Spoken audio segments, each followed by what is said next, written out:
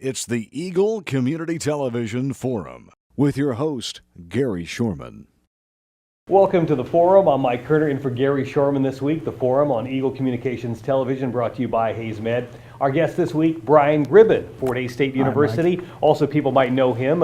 You were around town a long time, graduated from TMP, so you've been around Hayes for a while. Well, I have, Mike. I don't know if the Hayes wants to claim me, but after I got out of school in '95 at TMP, I stayed to do my BA in political science at FHSU. And surprisingly, I worked in juvenile justice until about 2007 and went back and got a subsequent BA in history, my MA, and then I went to University of Nebraska-Lincoln for my doctorate. So you're saying you didn't know what you were going to do? Well, you know, a guy graduates, and all of a sudden that job market's kind of compressed, and So you've gone on to do your education, and you're right now ABD. You're all but doctorate. You're working on your doctorate through the University of Nebraska. Yes. And what is because that's a big commitment. It is.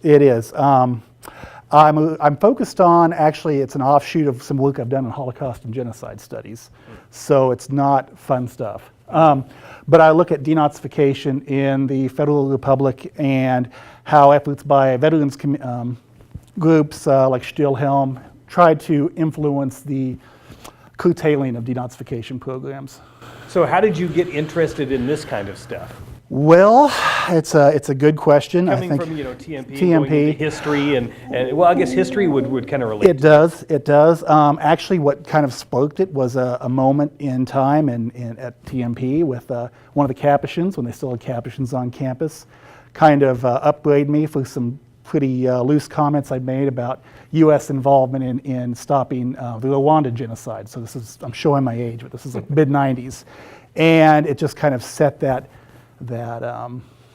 theme in my head, the kind of idea that we all have a responsibility to investigate and try to find out why these events occur. And it just kind of snowballed from there. So how far along are you in doctorate? I've got a couple chapters submitted and approved.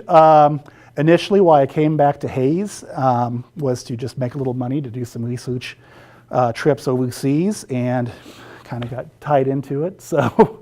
Does your mother still live in Hayes? She does. Okay. She does. So coming back here, and you can be closer to family. Closer to family, closer to a lot of the fellas from TMP. So it's kind of nice. Well, very good. Well, what I want to do is I just want to get to know you in this first part of the show. It's kind of a short segment here, but in the second part of the show, I want to talk a little bit about your research and what you're doing at Fort Hays State University. I think people might be interested in that, and we'll get to that here in just a little bit. All right? Outstanding. All right. Brian Gibbons is our special guest today. This is the Forum, and we want to thank you for joining us. It's brought to you by Hayes Med.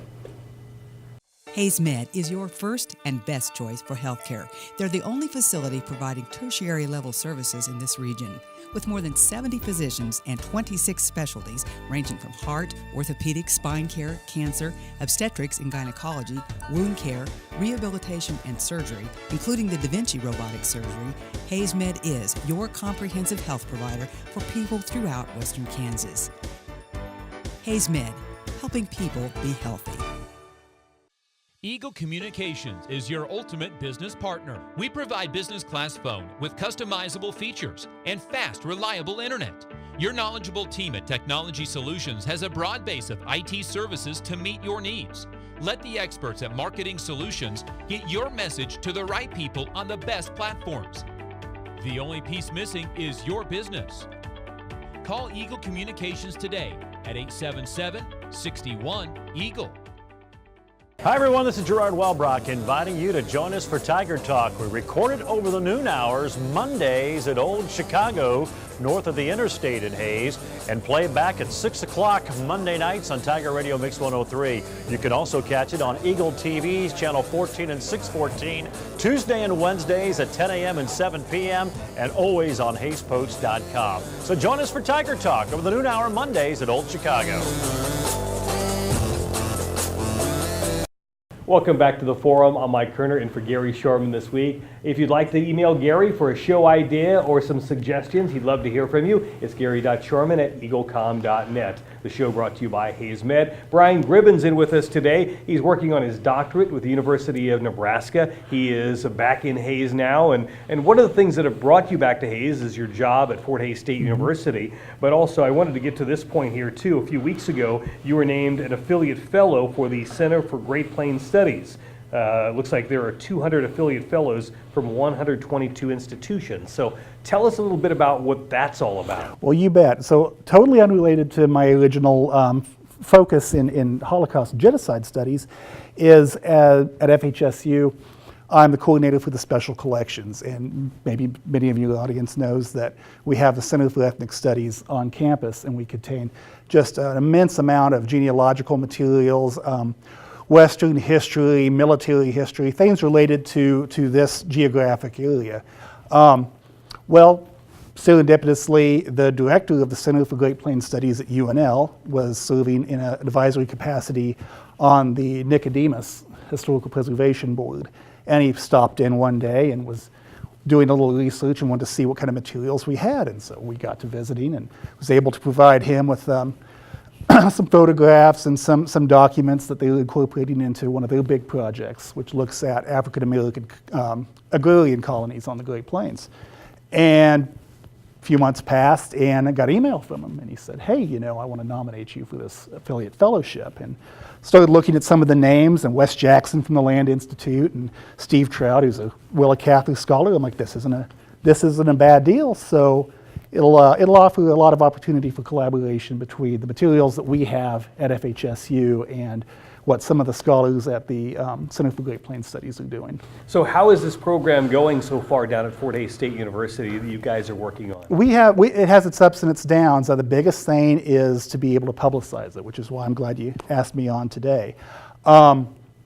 We have developed a pretty good relationship with some very key donors, so we also get in a lot of rare books. We have some 17th century German language Bibles that we also collected, as well as a 16th century Nuremberg Bible. So we like to try to preserve those and put them out for public display. Right now, I don't know if you're familiar with the Haldeman Julius Publishing House down in southeast Kansas. It's defunct now, but we're coming up on the centennial of its founding.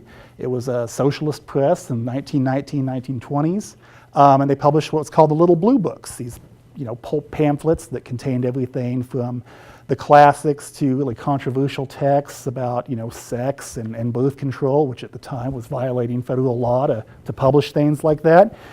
And so right now I'm working on an exhibit, it should be up at the end of the week, that kind of contextualizes all these little blue books and how it fits into literacy in the first half of the 20th century and the mass marketing of books. And how will these be displayed? Will they be a certain section for this at Forsyth? Absolutely. So at Forsyth on the main floor we have different areas in which we have kind of a general display area that we have the little blue books, and then in the east half of the library, we have a special exhibits gallery that we have very sensitive materials like those German language Bibles, like some other rare books that we get in that are in climate controlled display cases. So is it ever happen, or does it ever happen, where your display is something that people come by and they say, I love this display so much that would you be willing to let it travel? Hasn't happened yet, and there's a lot of logistics that go into that. There's things to consider with insurance and how to facilitate, different donor agreements. A lot of the materials donated to us are very specific in what we can and cannot do with them. So hasn't happened yet. It hasn't happened. So Okay. we're not like Sternberg. We don't get the. So when do you hope to have your doctorate finished? Oh, you sound like my mom, Mike. She's the one that told me to ask. Oh, thanks. Appreciate it. It's iffy. Right now, I'm still got another 3 years. They give you like a 10-year deadline, and so right now I've still got about 3 years to go until it's crunch time. So yeah, and they start working on it a year before. Right. So you're working at Fort Hays, you're trying to do this, and you said that at one point you're making some money to do some overseas stuff. So Right. any projects related to stuff at Fort Hays that you're doing? No, this would be related specifically to the doctorate. We don't get a lot of interaction. We don't have a lot of materials dealing specifically with that. Well, area. let's. I mean, we've got a little bit of time left here. Let's talk about your doctorate and what kind of things you're going to go overseas to study and work on with your doctorate. Certainly. So a couple of the key archives I'm planning on visiting are the NATO archives in Brussels, the Berlin National Library that contains a lot of the materials from Stilhelm and other veterans organizations.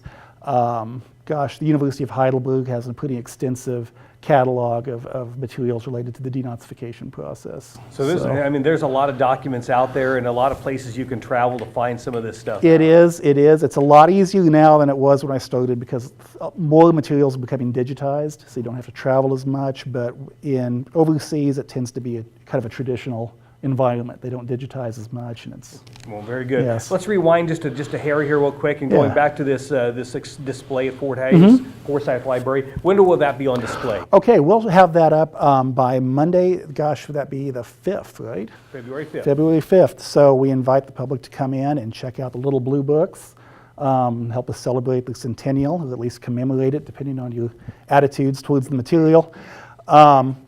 And we're open to the public, and we invite them to come in. Well, good luck with everything, and good luck with the doctorate, and good luck with everything at Fort Hays State University. Fantastic. Thanks, Thank you. Mike. Brian Gribben is our special guest today with Fort Hays State University's Forsyth Library. If you have a chance, go down and check out the display that he's working on so hard. Again, this is The Forum. It's brought to you by Hayes Med. I'm Mike Kerner, and for Gary Shorman this week. Thanks for joining us.